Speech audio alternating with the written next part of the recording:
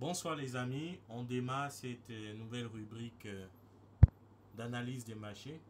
Donc on va commencer avec les opportunités les plus intéressantes que j'ai identifiées pour vous pour le compte de cette nouvelle semaine.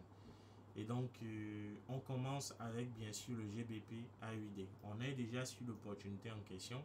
Vous constatez aujourd'hui que je n'ai pas placé Ishimoku. Donc nous allons faire une analyse on va faire une analyse très simple, plutôt chatiste, et donc j'espère que vous allez comprendre.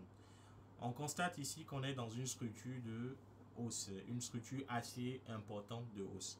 Et juste dans cette zone-là, on constate qu'il y a eu une accumulation de prix et un triangle qui s'est fait briser à la clôture hebdomadaire de la semaine dernière. Nous avons donc de très belles extensions de prix, donc une dynamique haussière assez importante. Et cette dynamique haussière-là, elle peut donc engendrer une opportunité d'achat importante à partir de cette zone-là. Donc ça va être la prévision la plus importante par rapport à cette semaine pour le compte du Forex. Voilà. On va continuer avec les autres opportunités. Vous avez pas mal d'actifs ici sur le Forex on peut analyser pour vous. Vous avez pas mal d'opportunités. Ici, nous n'avons rien pratiquement sur l'euro USD. L'euro dollar est dans une continuation de hausse. Donc, j'estime qu'on n'a pas forcément de très grandes opportunités par rapport à l'euro USD. Aussi simple que ça. Aussi simple que ça. Et donc, on va continuer avec l'euro JPY. Ici, nous avons quelque chose d'assez important. Donc, on peut avoir à tout moment une reprise de la hausse. Donc, avec cassure donc de ce triangle-là. On peut avoir à tout moment cassure de ce triangle-là. Et la hausse qui reprend. On peut également avoir cassure du bas. Et donc, la baisse qui démarre. Aussi simple que ça. Donc, ça fait la deuxième prévision, la deuxième opportunité qu'on peut surveiller par rapport à cette nouvelle semaine.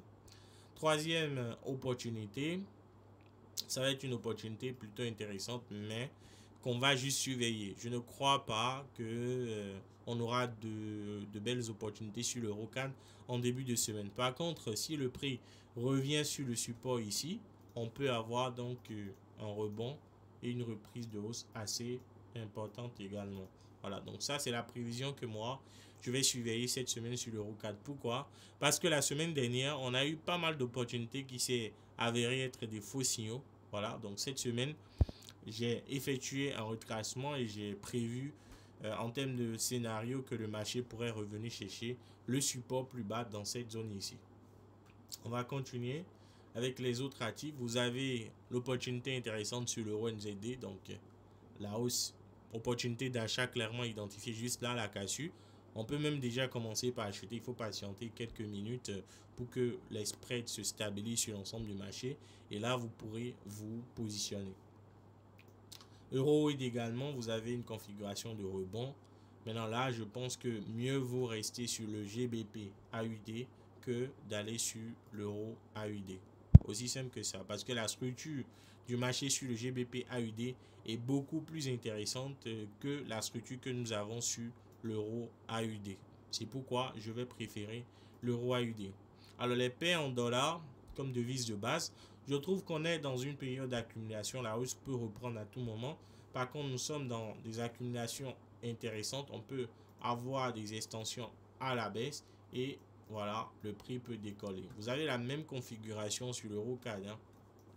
Même configuration attendue sur l'euro CAD. Donc, on peut avoir un prix qui revient tester cette zone avant de reprendre sa hausse. Voilà, aussi simple que ça.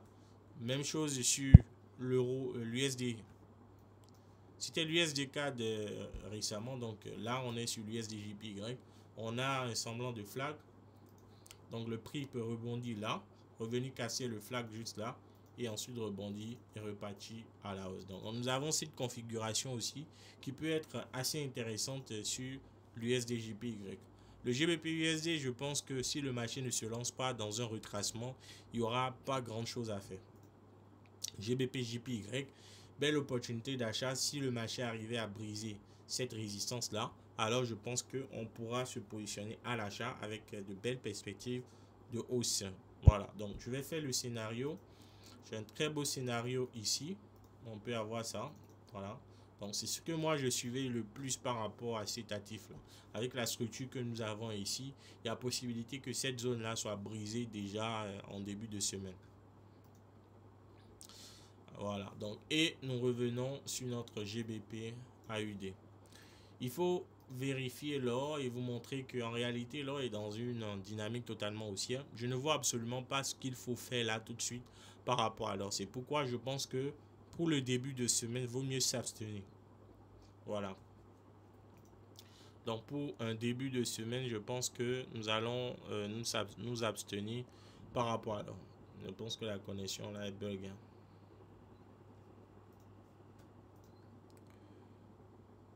Voilà, finalement c'est venu. Bien, donc nous sommes sur l'or, on peut constater que alors le marché est resté aussi, hein, on est totalement aussi. Il n'y a pas grand chose à faire là tout de suite. Il faut juste rester observateur. Donc si le marché se lance dans un retracement baissier pour cette semaine, ce serait très intéressant. Mais dans le cas contraire, je pense qu'il faudrait rester très patient par rapport à l'or. Je n'ai donc pas de prévision sur ces genres d'opportunités, donc sur ce genre de setup. Ici, voilà, nous avons une très belle opportunité de reprise de hausse qui peut être assez risqué parce qu'on est dans un contexte de baisse. On est dans un contexte de baisse. Donc la hausse, la reprise de hausse peut être assez risquée, mais ici, c'est la prévision, l'entrée la plus optimale qu'on peut avoir si éventuellement le marché voudrait rebondir et reprendre sa hausse. Voilà, par rapport au Nasdaq. Donc ça va être tout par rapport à cette semaine en termes d'opportunités. Vous avez le Nasdaq qui vous offre un potentiel rebond sur le support ici. Vous avez sur les autres paires du Forex, vous avez l'euro NZD qui vous offre quelque chose d'intéressant en termes d'opportunités à l'achat. Donc je l'avais pas mis. Vous avez une très belle configuration là sur l'euro NZD. Vous avez une seconde configuration sur le GBP AUD. Très belle configuration de hausse également. Donc, je pense que ces opportunités sont largement suffisantes pour démarrer cette semaine. Voilà. Donc, si vous avez aimé la vidéo, n'oubliez pas de la liker, de la partager et surtout abonnez-vous massivement. Et on se retrouve dimanche soir, dimanche prochain, même heure. Et prenez soin de vous.